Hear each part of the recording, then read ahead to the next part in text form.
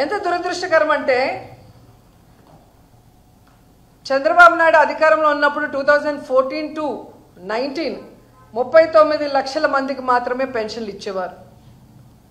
కానీ జగన్మోహన్ రెడ్డి గారు దాన్ని దాదాపుగా 3000 వరకు పెంచుకుంటూ పోతూ 66,34,742 మందికి ఇచ్చారు. అంటే ఎన్ని లక్షల మందికి ఎక్స్ట్రాగా మనం ఇచ్చాం అంటే ఇంతమంది బెనిఫిషియర్స్ని తెలుగుదేశం పార్టీ ఎలా మోసం చేసింది 2014 నుంచి 19 వరకు అనేది రాష్ట్ర ప్రజలందరికీ తెలుసు. ఇప్పుడు మళ్ళీ అధికారంలోకి వచ్చిన తర్వాత దాదాపుగా 63,59,000 మందికి మాత్రమే పెన్షన్లు ఇస్తున్నారు.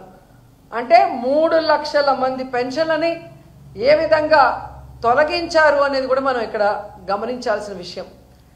ఒక పెన్షన్ మాత్రమే ఇస్తున్నారు, సూపర్ 6 కానీ ఆయన ఇచ్చిన మేనిఫెస్టోలో ఉన్న వాటిని.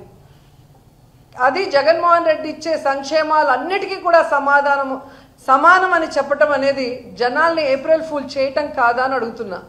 ఎందుకంటే జగన్మోహన్ రెడ్డి గారు ఈ రాష్ట్రంలో ప్రజలకి సంక్షేమం కోసం కేటాయించింది దాదాపుగా 2,72,000 కోట్ల రూపాయలని ఈరోజు డీబీటీ నాన్ డీబీటీ కింద ఇవ్వడం జరిగింది. అలాంటి దాన్ని చంద్రబాబు నాయుడు కేవలం 1000 రూపాయలు పెన్షన్ పెంచేసి దానితో సమానం అని చెప్పుకోవడం చూస్తుంటే ఏ విధంగా జనాల్ని ఫూల్స్ చేయడానికి ఈయన సంసిద్ధంగా ఉన్నాడో అర్థమవుతుంది. ఇది ఒక్క పెన్షన్ విషయంలోనే కాదు, రోజు జనాల్ని ఫూల్స్ని చేయటమే పనిగా పట్టుకున్నారు ఈ చంద్రబాబు నాయుడు గారు. అధికారంలో రావడం ముందు సూపర్ 6 అమలు చేస్తాను అని చెప్పి నమ్మించి ఓట్లు వేయించుకొని ఈరోజు ఏ విధంగా జనాల్ని ఫూల్స్ చేశారో మనం అందరం కూడా కళ్ళారా చూస్తున్నాం.